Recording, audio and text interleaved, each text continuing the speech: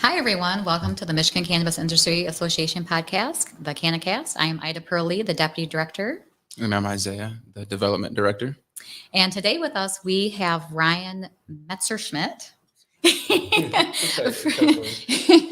from Alvarez Cultivation with us. How are you doing today? I'm doing great. How are you? I'm good. Thank you. Thank you for coming out in the rain. Not a problem. It's crazy. First we were, having freezing rain. All right. Now it's warm out. Now it's warm and it's still raining. At least the roads weren't terrible today.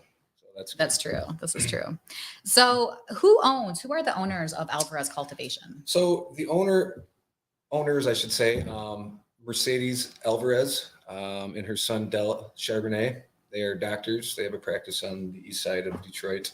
Oh, I didn't realize they were doctors. Yes. Okay. Yeah. They have like a pretty big practice out there. Kind of a broad range of things they do for people. They have they do all kinds of stuff actually. So it's more than just a primary care. They do MRIs and all kinds of different things. Okay. So, and they see the benefits of cannabis as a medicine. they do. Yes. Wow. Yeah, very much. Okay.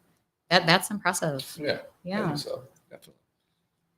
And more than just the grow, they have a couple of dispensaries too. They do. Yes. Dr. A's. They have one in Reading, Michigan, and then the other one is in Edwardsburg, Michigan, kind of in the southern part of the state.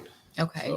So you're cultivation growers and you have dispensaries. 2 dispensaries, and we're about to get our processor up and going as well. So, yeah. Congratulations. Right there. Okay. We just had a few inspections to go, and we should be in the clear. So That's exciting. it is exciting. Yeah, definitely. Heck yeah.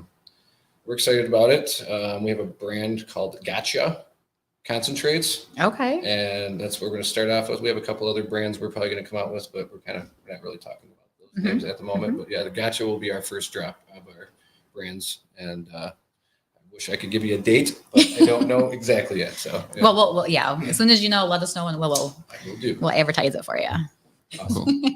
Ryan, can you tell us a little bit more about yourself and how you got into the cannabis industry? Absolutely. So I'd say I think it was 2008, right when the Caregiver Act started. I was injured on a job. I had a front end loader basically sever my right foot. Oh my goodness. Yeah, it was great. I was in a loader bucket. Guy lifted it, pinned my leg, and snapped my foot. I had 4 ankle surgeries. I was off my feet for about 3.5 years. Oh my goodness. And I've always been a user. I've used marijuana for a long time, but I never really realized the benefits of it until I started eating edibles when that happened. And it just really helped me on my pain, and I didn't have to take pain meds, which I'm really not into at all. So started doing that, and I got back on my feet finally about 3.5 years later. I was working at Lowe's. Okay. I was a plumber before, and I just really couldn't physically do it because of my leg. And I was working at Lowe's, and a buddy of mine, Kevin Pybus, Hi, Kevin. Hi, Kevin. He happened to come into Lowe's one day, and we just started talking about things. And he's like, "I'm moving back from Colorado. About to start a dispensary. Be great to have you on board." And I said, "Well, get your stuff together, and we'll talk." And I didn't really think much was going to happen personally. It was new to that stuff. So he actually came at me about a couple months later and said, "Hey, we're about to open up. We want you to run it. Would you be interested?" And I was like, "Absolutely." So we kind of just clicked on that. And I started with Kevin there, managing his dispensary, Canacast. And I just got really burnt out on the retail end of it. And I like to grow. So they moved me to the grow, and I just kind of progressed from there. And yeah, that's where I'm at now. So nice. Yeah. Okay. So you found cannabis to really help with the pain for your surgery? Absolutely. I still do. I don't, like I said, I don't do any type of pain meds or anything. And I mean, when I'm sick, I use marijuana, it's just, or if I'm in pain, whatever, I think it's kind of a catch-all for me at least, and I'm kind of pain-free now with the ankles, so I don't need it as much on that aspect, but I do have back problems, so I use it for that stuff too. Okay. So, yeah. Okay. Well, I'm glad that, everything Yeah, worked out okay for you. And I'm I can't run now, but I'm on my feet all day and I'm fine. I'm pain-free on that aspect. So yeah, it's nice. Yeah, exactly. When you said you were like off your feet for 3 years, what did that 3 year gap like look like? Pretty miserable, really. I mean, I couldn't work. I just kind of sat around. I had actually had a daughter in the meantime of that, so that was a good point because I could stay home with her while her mom was at work, and kind of got to raise her when she was young and be home all day. I mean, she'd nap on my chest and stuff like that, so that was really good. But beyond that, no, it was not fun at all. But that aspect was great, So, How would you describe the culture over at Alvarez? pretty laid back. Okay. I know I came in and toured. I met you and Yeah, Stuart. Yeah. Who? What's Stuart's title? Stuart is the CEO of Alvarez. Okay. Yeah. So, Hi, Stuart. Hi, Stuart. So just real laid back, pretty tight knit. We work together a lot, so we're more like a family, I guess. We kind of narrowed down our employees recently. We're kind of shorthanded, but it's really brought us together as a team, and we can really count on each other. I'm really happy with what's going on, honestly, because everybody's just buckling down and grinding and getting stuff done, and we're working together, communicating well, and well, there's a common goal, and there is a common goal. I think everybody's really working towards a bigger picture of what's going on. We like to promote within, so it's kind of helping people develop a little bit on that aspect, and it's just really good team. And how long has Alvarez been around for? When were they formed? 2019. 2019. When we started up. Yeah, I think it was right around January 2019. Okay, and there's a little bit of a backstory to that too, right? They wanted to come in as caregivers originally. Well, Stuart and another associate he's no longer with Alvarez. We're still good friends with him, but he moved on to different things. And the owner, Dell, we're kind of consulting about starting a caregiver grow, and their lawyer told them, you need to start a legal grow. Right. Drop the caregiver stuff and just do it legit, and that's kind of where they built off of from there. So, yeah. And coming with, the medical background. Yeah, definitely. Yeah. So, yeah, I mean, it's worked out pretty well for him, actually. So, Right. Do you have a favorite strain that Alvarez grows? I know you have the Willie Kush cake on your shirt there. That's the favorite strain I have that we grow. Definitely the Willie's Kush cake. We do have another one that's my pretty close first. It's Orange Cake Pops. It's a orange push pops crossed with wedding cake. It's indica dominant, but it's got a very strong orange smell taste to it. So most orange tasting flowers usually a sativa type, and to have one that's an indica dominant, it's kind of neat, it's different. So what's the terpene profile on the one that's close to number one? You said orange something? Oh, geez. Yeah, the orange. I don't know. I think as far as like the percentage wise, or like what's in the terpenes of it. Like if the most cool. So what's the citrus when I don't have the list off the top of my head? I'm sorry. I might have put us all on the spot. Yeah, no doubt. But because I was thinking of the citrus tasting terpene. Yeah, what is that? I can't even remember. It's pretty bad. Limonene. I know. Limonene, or it's something like that. Most common one is my. If I'm wrong, but yeah. But MiCIA, or I'm. Because I just know I'm really big on just doing like a dry hit of the pre-roll, and that's what you brought in to showcase. And thank you for bringing the samples as well. Could you tell us what we have in front of us here? So this is some Willie's Kush Cake flour. This is another one we entered into the Cannabis Cup this year as well. Really strong indica. We usually test around like 30%. We've had it test up to 35%. Wow. Which is, it's pretty wild. Even when I seen it, I was like, whoa, I got to look at that again. Just a really strong, good indica. It's one of our favorites, probably our number one favorite for, anybody that gets it from us, provisioning center wise and stuff. Jungle Cake pre-rolls we brought here. Those we entered in the Cannabis Cup this year as well. It's like I'm trying to think of the profile on it. It's got like a little citrusy to it as well. Not like orange, but just kind of a lemon, hint to it, and more of like just earthy. It's a good strain. I really like it. I'm trying trying to think of the dang crosses in that one too, but I can't remember it offhand right now. But I do know the Willie's Kush Cake is Willie's cut crossed with Kush mints, and we grow a lot of cakes. Trying to get away from those, but they're just I like them a lot. They're good, so Right. We definitely have a lot of cakes, and yeah. Is the reason for trying to get away from them just because you've already done them, or like a different reason? Yeah, just because we've already done them. I'm really trying to lean towards more OGs these days. A lot of people have kind of moved away from the OGs, and I'm a big fan of OGs. So we got a bunch of OGs coming up that we pop seeds of. They haven't hit the actual market yet, but I got Rugburn OG, Scott's OG. There's a Gorilla Glue. It's Gorilla Glue 4 crossed with OG Kush.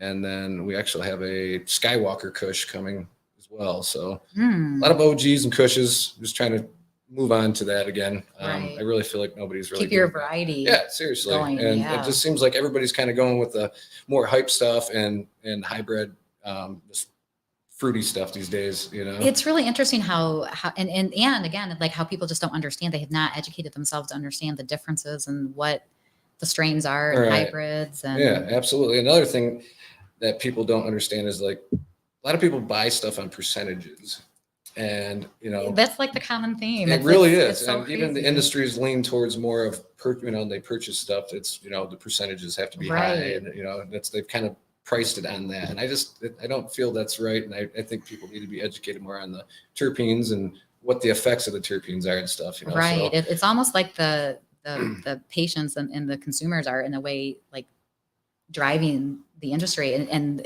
again, it's like we have to educate them and help them understand it's not alcohol. Right. Exactly. The higher the proof, right. that's not how cannabis works, right. and so it's a challenge. Right. It is, and I even touched on Willie's being between 30 to 35. We've had a test at. Not super important. I did touch on it, but yeah, I mean, it's a strong. Well, it's still a potent strain. Yeah. So it does have. I think it was like around 3% on total terpenes. Okay. The Willie's was. Nice. So it's not. I'd like it to be a little higher, but 3% is pretty good. So right. I'm not gonna complain about that. So.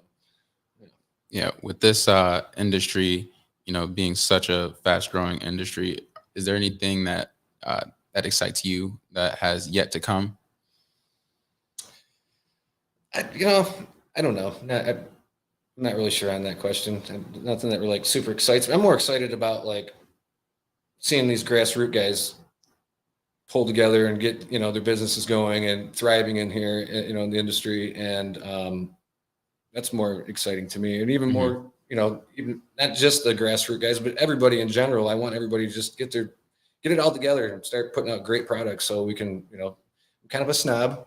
I'm not a big into like trying other people's products, but I want to, and I want to be able to go to any store and just be like, yeah, I'm going to grab that. And it's awesome. I want everybody to have good products. And I think that it's, such a new industry and everybody's kind of still getting their strides together. So I think hopefully in the next year or two, everybody will start really pulling their strides together and putting out a good product and something that, everybody can enjoy and you can just get whatever you want type of thing. Right. I have a big passion in putting out a great product. I'm not going to sit here and tell everybody I'm the best, and that's not I'm a pretty humble guy, and I thrive to be one of the best, but I'm not going to say we're the best by any means. And I just want to keep putting out a good product, and that's really my big goal or focus, I should say. So, yeah. Well, that's also integrity for a company, I agree. That's able to stand behind their product and show the support behind it. Exactly. It's just not willy-nilly, here we go. Right. And, I know a lot of people in the industry are huge on, the caregiver program, which I am as well. It's where I started. And I take that same passion from my patients and put it into our, facility as well. And I'm not just throwing a bunch of stuff in a room and putting out a product just so we can make money. That's not right. Like if when we're pheno hunting, you don't always get a good pheno, from your seeds. If it's bad, I don't want to sell it. I'd tell them, process that, do something with it. We're not going to put that on the market because, I don't want to put a bad product out there that people are just going to be completely turned off by. Right. Just that goes back to me being a snob on that end too. So. Well, again, stand behind your product. Yes, absolutely. Yeah, and that's important. I agree. Yeah. Yeah. What are there any events coming up that you're looking forward to? Yeah. Well, like I said, we entered the Cannabis Cup. Yay! That's exciting. Yeah, it is. And a lot of people kind of look at it, like it's not, but to me it is. Ever since I was probably, I think 12, 13 years old, I had a subscription to High Times magazine, and always dreamed about entering the Cannabis Cup and placing in it and stuff. So I have a huge passion towards it. And last year we entered two strains in the indica category, and we took 4th place overall with our Willies. Oh, wow. And, I'm kind of Ricky Bobby on that. If you're not first, you're last. But, I thought it was a good accomplishment. And, of course, my, everybody at work was ecstatic about it. And I was kind of, but. Right. But you placed. When I really sat down and thought about it, we placed, and, it was a good thing. So hopefully this year we'll do better. I want a top 3. That's my goal. Okay. We're also doing the 420 Music Festival in Lansing here. Oh, fun. Yeah.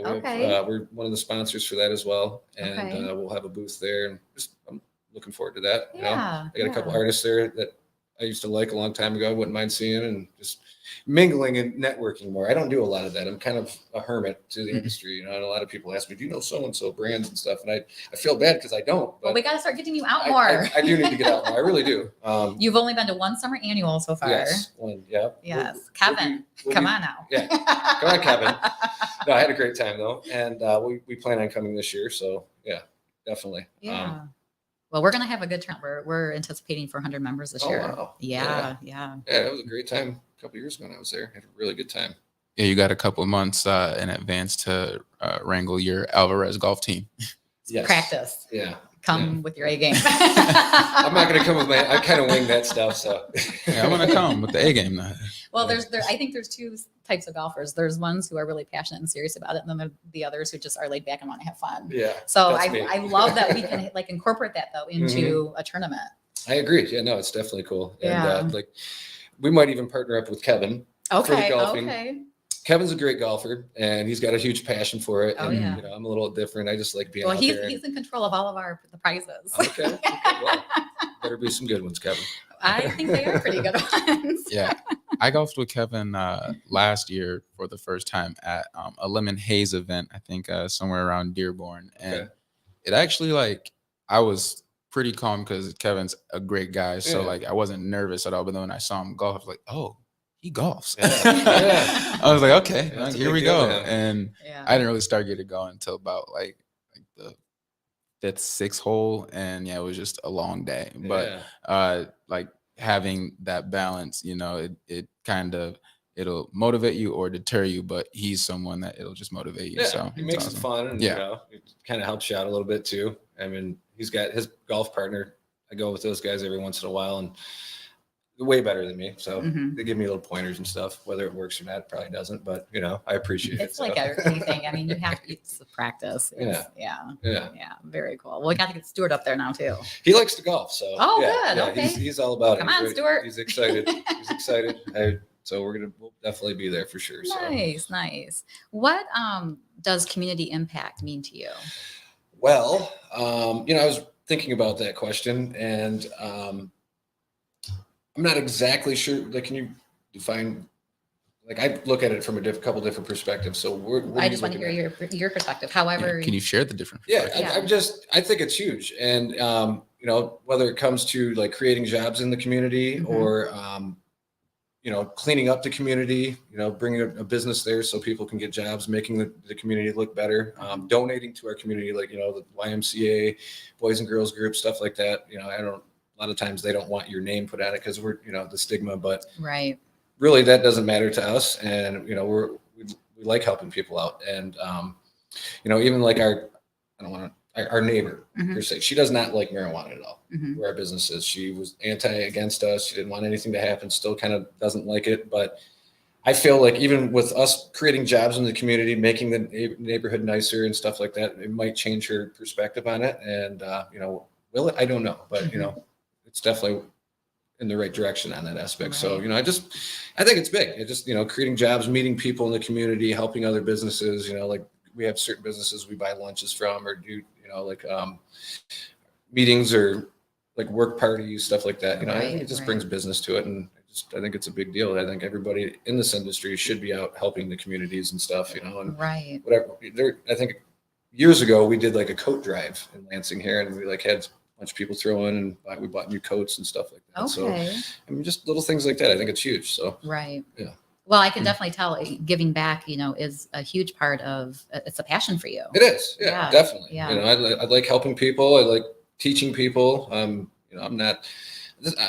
self-taught, Mhm. I don't have like a college education per se, and I'm learning, this is a big learning curve in this industry, and just learning a bunch, and I'm constantly learning. And I don't, anybody that says they know everything about this, I think they're full of it. Right. And there's always a lot to learn. I mean, it's forever changing. So This is true. It is forever changing. Yeah, it's very, very fast paced. absolutely, it is. Absolutely. And what does it like mean to you being able to create and produce a product that like you take pride in? Because for me, I love this industry at the simple fact that you guys are creating a product that is accessible to the community for medicinal purposes. I had someone reach out to me about our last episode. Patrick from Rare was talking about how his mother and his father had cancer, and one patient or one parent used cannabis and the other didn't, and just the quality of life was just very different in their last days. And I think being able to make that difference, because it hits in so many different people, Absolutely. is awesome too. No, that's a huge thing to me as far as quality. And, like I said, I came from the caregiver program. I've helped out dozens of cancer patients, family, friends, even people I didn't know. And to actually give them something that is giving them a better quality of life, like you said, that's a huge thing to me. I really want to see people try this and use it for that perspective. Like if they're sick, and there's a lot of people out there that think that, I don't want to do that, or whatever. Mhm. I mean, I even got my grandmother using CBD cream because of her Nice. shoulder, and it really helped her out. She was, it's the devil's lettuce to her. So Mhm. I had to basically twist her arm to use this cream, and it worked great on her. And she was like, she's got a totally different outlook of marijuana now, even though it was CBD, but she's using a mixture of THC and CBD Right. lotions now, and just putting out a good product for people to use that they can trust, and they know that when they buy our product that, it's not going to do anything bad to them. And it's, it's tested, it's got care behind it. Like I said, I came from the caregiver program. Pretty much everybody we work with did as well. So we're not like a big corporate company that just came in here and looking to take over everybody. We really care about people, and we want to put out a good product. So, I know we talk about the caregiver system a lot on our podcast, but I Mhm. don't know that anyone's ever fully explained it. Because I know we have a lot of people who watch our program who are not into cannabis. Okay. So can you explain what the caregiver system is and how patients benefit from it? Yeah, I mean, good question. Yeah, it is a great question. Basically, you become a patient, you have to find somebody that's a caregiver or whatnot, and you get on their program. They grow a product for you, and I brain farted on that. Well, one. essentially, so like for my daughter, like we were able to get tailor-made. I just drew a blank too as soon as you said that. Tinctures. Okay. We were able to get tinctures made for her, and we played around, or I played around, with 3 different strains. Right. And then she also had a rescue medicine. So our products were really tailored to her. Okay. Where versus, like the regulated market, medicine it comes in different forms. That's true. Yes. So it's awesome to see caregivers take that next step, to want to help a larger scale of people. Yeah, definitely. Like the Rick Simpson oil. I've made that for quite a few years now for, like I said, patients of mine, family, friends. It gives them a way better quality of life. It really does. And, you had things made tailored for you kind of in a way, but I've always had to do the trial and error type thing, and explain to them, it was like Rick, start with a little grain of rice and go from there. And, I had one buddy that had throat cancer, and he had a tube down his throat, and he couldn't swallow or drink water or anything. And I gave him some Rick Simpson oil, and he called me about 4 hours later, like in a frantic, freaking out, like, what is in that? What's in that stuff? And I'm like, it's THC. What do you mean? What else did you put in it? I'm like, it's Rick Simpson oil. It's THC. It's full spectrum THC. And I'm like, why? And he goes, I am eating chips right now and drinking water. And I'm like, okay. He's like, dude, my throat is opened. And I was like, holy cow, and he was on a bunch of painkillers, sitting on his couch, just laid out, not eating much, not very functional, and it just gave him a good quality. You know, like he was up every day working, doing things that he, you know, with his family because he had a limited time. You know, it didn't save his life, but it definitely helped him and gave him a good quality of life, and he lived well after that. So, you know, I feel like with the caregiver program, you can really help people out. You know, they can go to a dispensary and buy, you know, oils and stuff like that. But when you have your own caregiver and you're a patient for them, they can really pay attention to you and your details of what you need. Kind of like you said, you had stuff tailored to you. And I think that's an important thing. Well, it's also important too to be able to try different medicines. So because our medicines were tailor made at the time, you know, we weren't able to really give her anything else, but to be able to go into a dispensary, you know, and to try other different forms is huge, where you necessarily can't get that from your caregiver. I understand that. And I didn't mean to say you couldn't get those things from right. Maybe it came out like that, but yeah, definitely. I agree with you on that. Yeah. There's a broad, you know, spectrum of things that you can try out and use, and, you know, well, and helps again, people differently. Yeah. And it's just, we're reaching a broader market, a broader scale, and even recreational users are using it for medicine. Oh, absolutely. Yeah. You know, I mean, that's just. Yeah. When I worked in the dispensary, the age group of people that came in too, I mean, we had like 85-year-old women come in, you know, and they were very nervous and just like, I don't know if I should be in here, but they were there because they had some issues and they wanted to try out a certain oil and stuff. And, you know, we kind of explained to them, you know, what to do, and they would come back and that worked so great. And it was nice to hear that stuff, you know, and they have a better outlook of it as well. Right. Because they're, like I said, most of those people probably haven't even smoked marijuana before, let alone used, you know, an oil or anything like that. So for them to try that and step out of their comfort zone and then actually help them and change their perspective of it, it's great. Yeah, I think that's awesome. Well, and I think it's also important for people to understand too, like when you use a salve, like it doesn't break the blood-brain barrier. It's not going to get you high. I mean, it helps your muscles relax, but that we don't have pharmaceutical wise, like anything in comparison. Exactly. We have those pain patches. Right. But there's nothing compared to a salve. You know, I mean, I make one. I use it head to toe for everything, even my fine wrinkles. Nice. But we love everything that you're doing over at Alvarez. Thank you. Yeah, we're definitely heading in the right direction, and I think we have a great group and a lot of people there with a great passion for what we're doing, and I think we're heading in the right direction. For sure. Well, we love the support that you give us as, you know, MiCIA members, absolutely, and coming out and supporting us. And absolutely. Yeah. Is there anything we didn't touch on, or any shout outs you want to give real quick? I just, shout out to Stuart. Hey, Stuart. Stuart's a great guy. We work very well together. He has a lot of trust in me. I have a lot of trust in him. It's not, he doesn't micromanage me as the cultivation manager. And I really appreciate that, because it's tough to work under those circumstances, I think. And I feel like I came in, did some really good things for us there. And Stuart just, we have to consult about certain things and stuff like that. But beyond that, it's my show, and he does his thing on the business end of the company, and I do the and then the grow end of the company. So great relationship with him. A lot of trust in the company. A lot of trust. Yes. Yeah. We got a great sales guy, John. Howdy, John. Hi, John. John's out there every day grinding, and just my team as well. Great guys and girls. We just, I really appreciate these guys, because they're grinding it out right now. Like I said, we're a little short staffed, but we're really coming together on that aspect. So it's, I appreciate all you guys. Thank you very much. Yeah. Awesome. Well, thank you so much for joining us today, Ryan. Absolutely. Thanks for having me. Yeah. Appreciate it. Yeah. We got some one question in the comments, and it reads, do you have any lower strains that Alvarez offers than Willie's? Absolutely. Lower potency wise? Yeah. Sure. We have a Wedding Crasher. That's a little bit lower in potency. Really good strain. It's a fruity strain. I think that's a Purple Punch crossed with Wedding Cake. And I'm trying to think what else we have. We got, pardon me for a moment while I think. We are really putting you on the spot. Yeah, I should know all this stuff. You put me on the spot, so it's like it's your first podcast. Calm down.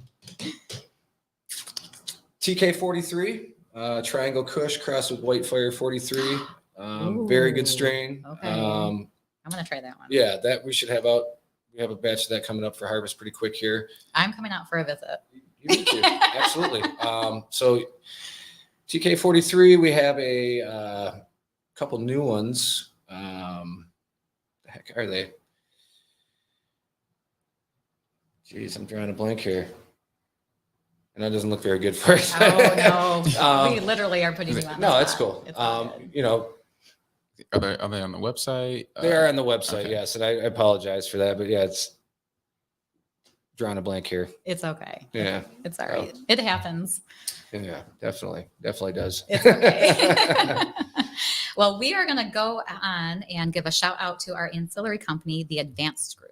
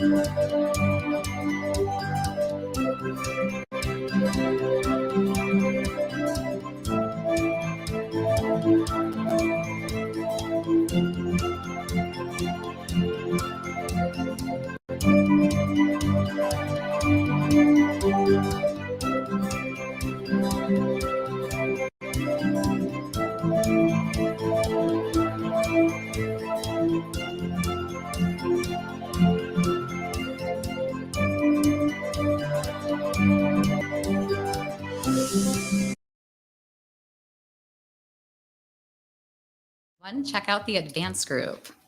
That's it for our show today. We appreciate you coming down. Thank you. Appreciate you having me. Join us next week and we'll see you all later. Take care. Peace.